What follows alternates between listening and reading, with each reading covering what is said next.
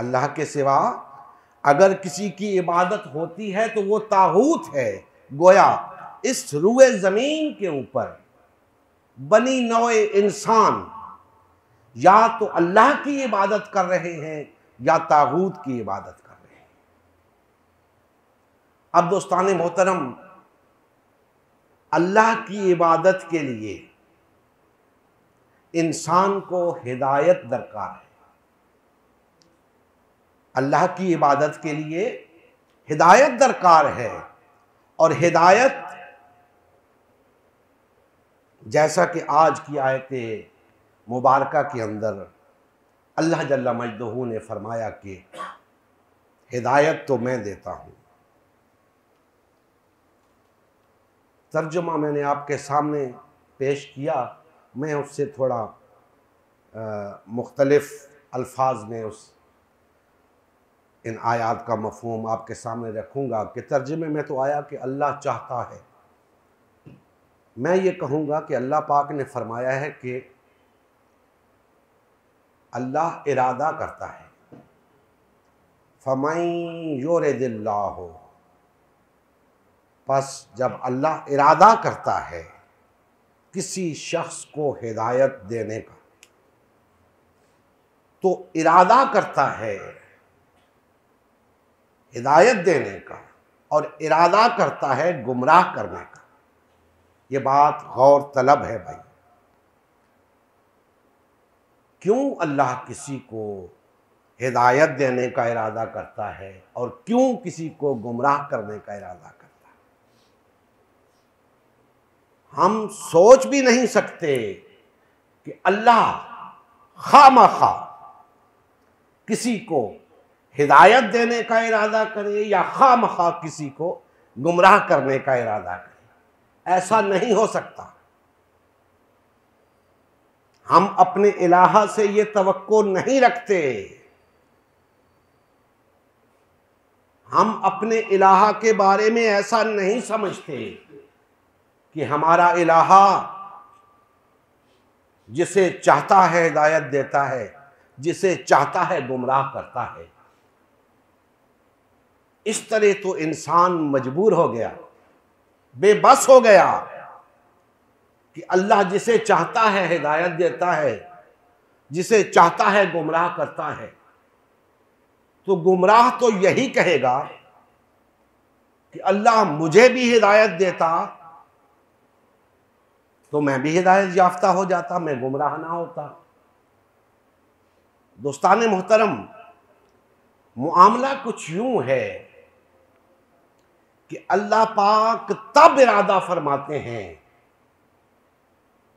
जब कोई इंसान इरादा करता है। अल्लाह पाक किसी को हिदायत याफ्ता बनाने या गुमराह करने का इरादा तब फरमाते हैं जब कोई इंसान हिदायत याफ्ता बनने या गुमराह होने का इरादा करता है।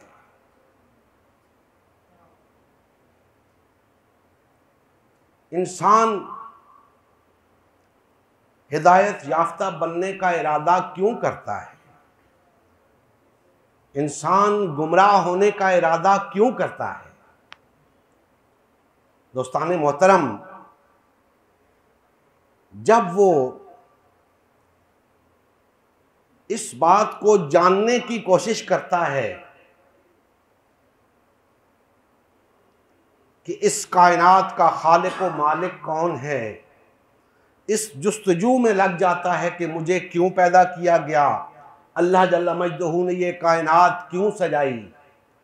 तो चलते चलते वो एक मकाम पे पहुंचकर ये सोचने पे मजबूर हो जाता है या ये फैसला करने पे मजबूर हो जाता है कि इस कायनात को कोई हस्ती चला रही है।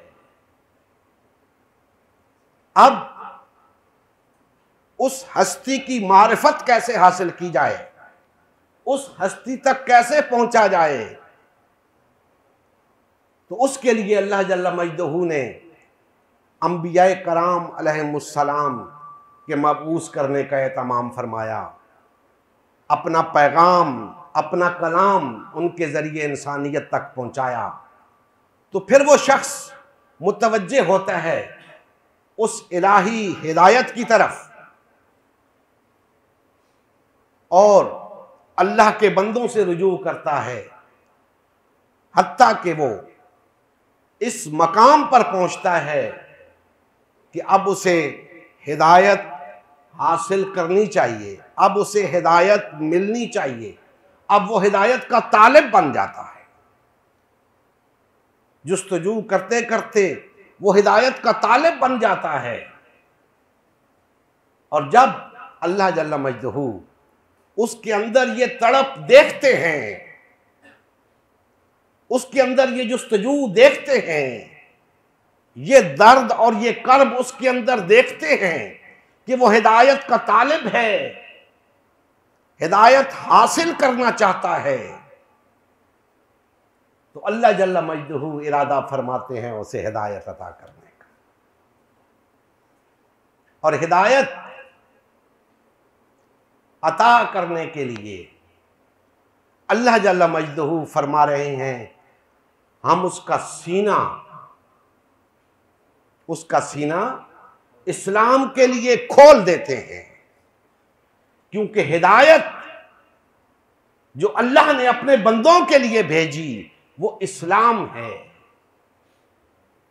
वो हिदायत इस्लाम है। तो अल्लाह अपने उस बंदे के लिए, उस बंदे को हिदायत अता करने के लिए उसका सीना इस्लाम के लिए खोल देते हैं। जो शख्स अल्लाह की इबादत करना चाहता है उसे हिदायत दरकार है, हिदायत इस्लाम है। और जब वो हिदायत का तालिब होता है तो अल्लाह जल्ला मजदहू उसका सीना इस्लाम के लिए खोल देते हैं और उसे हिदायत अता करने का इरादा फरमाते हैं।